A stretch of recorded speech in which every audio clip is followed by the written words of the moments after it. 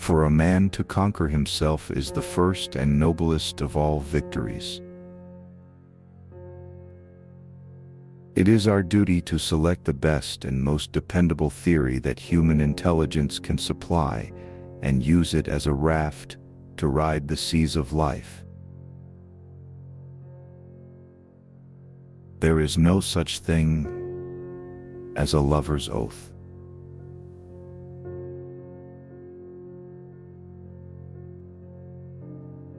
He who is only an athlete is too crude, too vulgar, too much a savage. He who is a scholar only is too soft, too effeminate. The ideal citizen is the scholar-athlete, the man of thought and the man of action.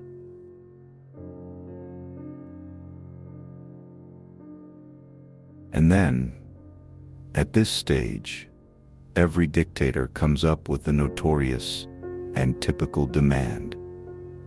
He asks the people for bodyguards to protect him, the people's champion.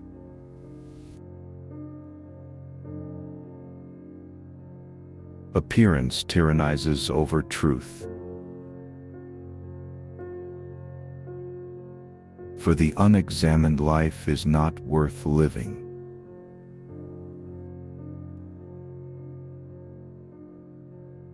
Love is merely the name for the desire and pursuit of the whole.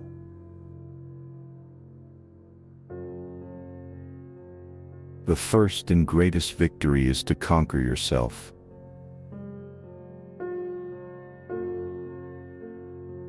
Those who practice philosophy in the right way are in training for dying, and they fear death, least of all men.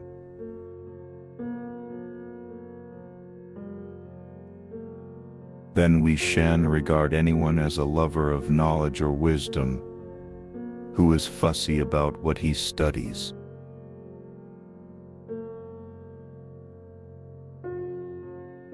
Thinking, the talking of the soul with itself.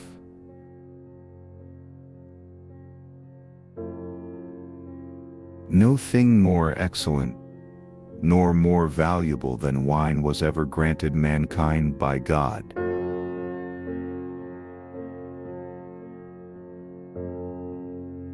The first and greatest victory is to conquer yourself.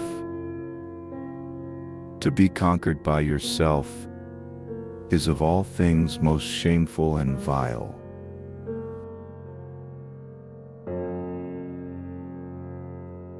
A sensible man will remember that the eyes may be confused in two ways, by a change from light to darkness, or from darkness to light. And he will recognize that the same thing happens to the soul.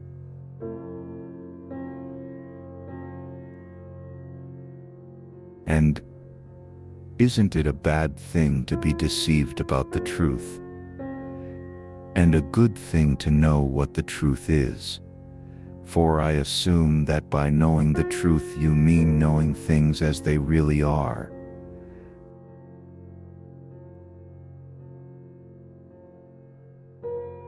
Here's something else I'd like your opinion about, I said. If he went back underground and sat down again in the same spot, wouldn't the sudden transition from the sunlight mean that his eyes would be overwhelmed by darkness?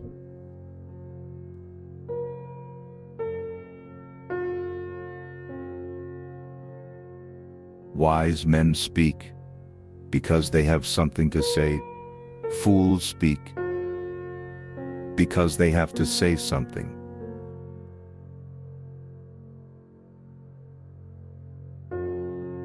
Time is the moving image of eternity.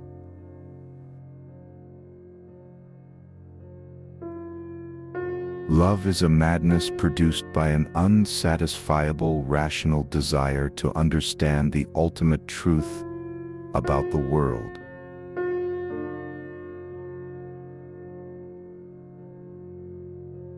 Pleasure is the bait of sin.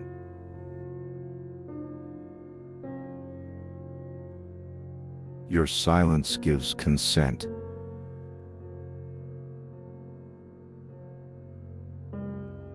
I prefer nothing, unless it is true.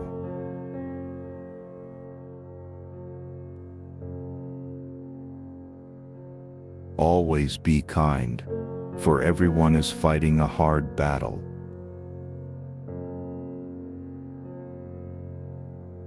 Anyone who has common sense will remember that the bewilderments of the eyes are of two kinds and arise from two causes, either from coming out of the light or from going into the light.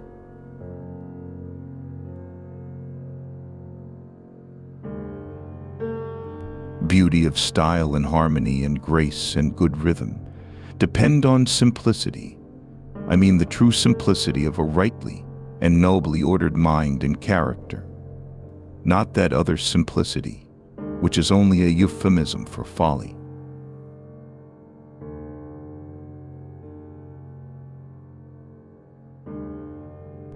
Reality is created by the mind. We can change our reality by changing our mind.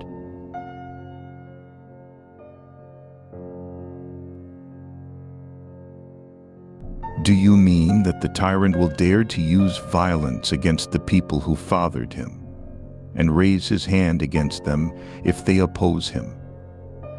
So the tyrant is a parricide, and little comfort to his old parent.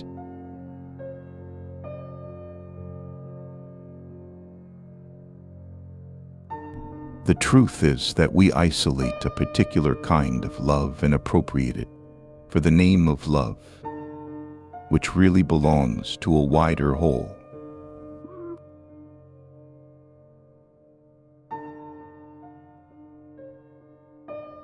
For as there are misanthropists, or haters of men, there are also misologists, or haters of ideas, and both spring from the same cause, which is ignorance of the world.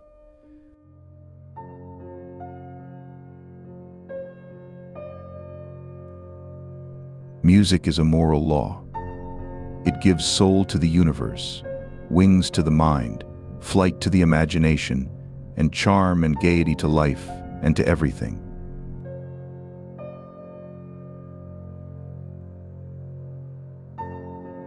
As it is, the lover of inquiry must follow his beloved wherever it may lead him.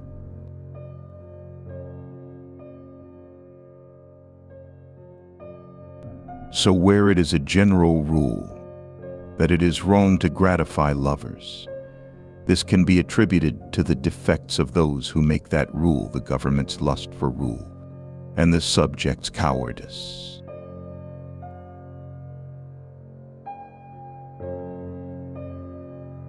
For the best possible state of your soul, as I say to you, wealth does not bring about excellence, but excellence makes wealth and everything else good for men, both individually and collectively.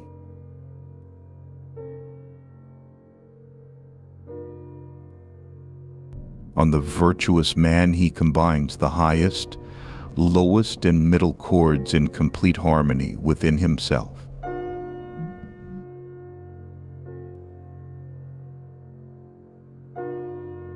He who is of a calm and happy nature will hardly feel the pressure of age. But to him who is of an opposite disposition and age are equally a burden.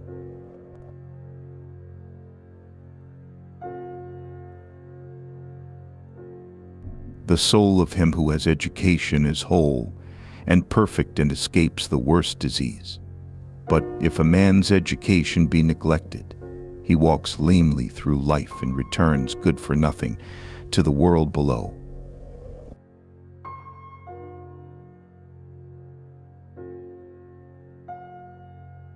To the degree that I cease to pursue my deepest passions, I will gradually be controlled by my deepest fears.